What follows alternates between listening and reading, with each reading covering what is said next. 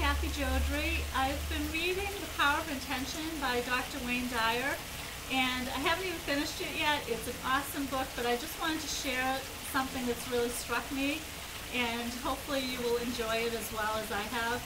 So if you're not familiar with the book, I'll just tell you a little bit about it. What Dr. Dyer is teaching us here is that each of us is born with a divine intention. And we really have an incredible, abundant, prosperous, beautiful life ahead of us. And we really have the choice of whether or not we stay connected with that intention or whether we deviate from it. And really that is an ego-based issue, which I'll talk about in another post sometime.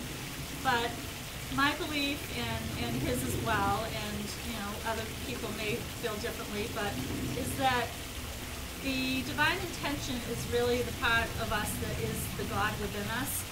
So we are born with nothing but good and beauty and pureness within us. And when we remain connected to those good things in our lives, that's when we're prosperous and abundant, and when we live the lives that we're intended to live. So Dr. Dyer teaches us the 7 areas that we should focus on if we are desiring to stay connected to intention. And I'm going to read them because I haven't committed them to memory. They are: be creative, be kind, be love, be beauty, be ever expansive, be abundant, and be receptive.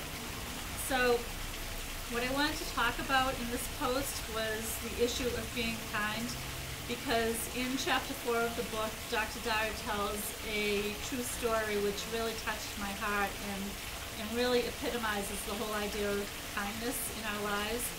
So I'm just going to read out of the book, and the story goes like this.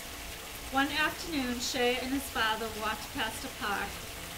Oh, by the way, Shea is a developmentally disabled child.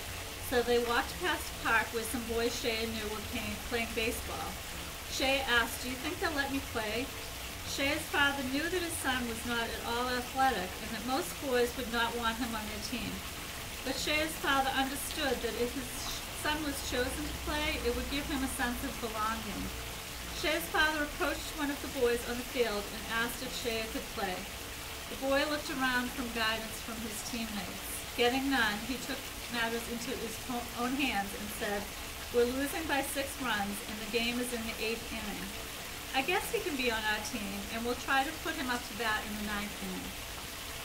Shea's father was ecstatic as Shea smiled broadly. Shea was told to put on a glove and go out to play in center field.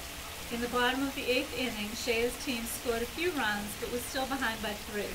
In the bottom of the 9th inning, Shea's team scored again and now had 2 outs and the bases loaded. With the potential winning run on base, Shea was scheduled to be up. Would the team actually let Shea bat at this juncture and give away their chance to win the game? Surprisingly, Shea was given the bat. Everyone knew that it was all but impossible because Shea didn't even know how to hold the bat properly, let alone hit with it. However, as Shea stepped up to the plate, the pitcher moved a few steps to lob the ball in softly so Shea could at least be able to make contact. The first pitch came in, and Shea swung clumsily and missed. One of Shea's teammates came up to Shea, and together they held the bat and faced the pitcher, waiting for the next pitch. The pitcher again took a few steps forward to toss the ball softly towards Shea. As the pitch came in, Shea and his teammates swung the bat, and together they hit a slow ground ball to the pitcher. The pitcher picked up the soft grounder and could easily have thrown the ball to the first baseman. Shea would have been out, and that would have ended the game. Instead, the pitcher took the ball and threw it on a high arc to right field, far beyond the reach of the first baseman. Everyone started yelling, "Shea, run to first, run to first." Never in his life had Shea run to first. He scampered down the baseline, wide-eyed and startled. By the time he reached first base, the right fielder had the ball. He could have thrown the ball to the second baseman, who would tag out Shea, who was still running.